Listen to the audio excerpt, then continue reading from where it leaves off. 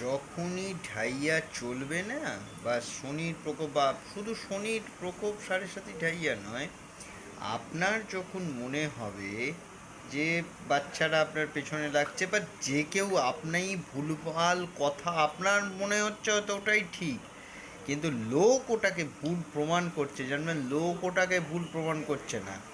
আপনার যে কাল, অর্থাৎ কাল সময়ের দুটো পার্ট আছে, একটা ভালো একটা খারাপ। ওই খারাপ সময়টা আপনাকে দিয়ে ওটা বলানো করাচ্ছে যাতে আপনি বেকার হয়ে যান। বুধ বুধ বুধ হচ্ছে কথার কারক গ্রহ।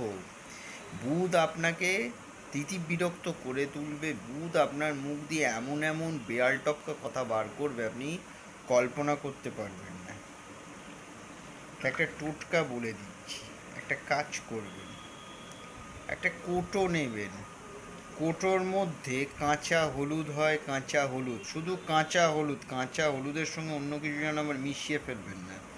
কয়েক টুকরো রেখে দিয়ে পকেটে রাখবেন। একটা করে হলুদের টুকরো মুখে মাঝে সাঝে, যেখানেই ধরুন কথা বলার খুব দরকার পড়ছে, সেখানে এক টুকরো করে হলুদ একটু মুখে রেখে দেবেন। কেন মুখে রাখবেন বলুন তো? বৃহস্পতি ওই সময় আপনাকে মারাত্মকভাবে সাহায্য করবে। কুণ্ডলিতে বৃহস্পতি থাকুক ভালো আর না থাকুক, বৃহস্পতি আপনাকে ওই সময়টায় সাহায্য করবে। এটা সবাই মিলে করবেন। কেন, বুধ আপনাকে এমন একটা কথা বলছে, হয়তো আপনার কাজটাই চলে গেল। আপনি কি চাইছেন যে এই বাজারে আপনার কাজ চলে যাক? এই বাজারে যদি না চান যে কাজ চলে যাক, প্রত্যেকে কী করুন, কয়েক টুকরো হলুদ, এই বর্তমান বিপদের কথা, মুখে একটা টক করে হলুদ ফেলে দিন, দেখবেন আমি বলছি রেহাই পাবেন, অনেকটা রেহাই পাবেন। তার কারণ বুধের কাজ হচ্ছে, বুধের দু রকমের প্রভাব আছে, একটা মিথুন রাশির ঘরের বুধ আর একটা কন্যা রাশির ঘরের বুধ। কন্যা রাশির ঘরের বুধটা স্ট্রং হয়, মিথুনের ঘরের বুধ ততটা স্ট্রং হয় না, তাই বেয়াল টপকা কথাবার্তা আপনার মুখ দিয়ে অনেক সময় বেরিয়ে যায়।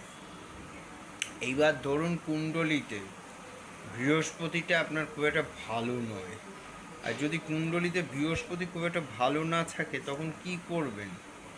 ছোটো জগন্নাথ হয়ে কি বসে থাকবেন? না, বৃহস্পতিকে ভালো করতে হলে আপনার পোখরাজ কেনার মতন ক্ষমতা নেই।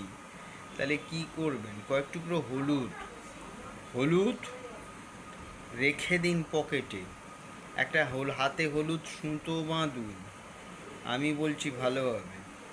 আর পারলে পারলে বুধ এই জিভটাকে মাঝে মাঝে যে কোনো একটা ওয়াশরুমে গিয়ে একটু মুখে কুলি করে নেবেন, ভালো হবে।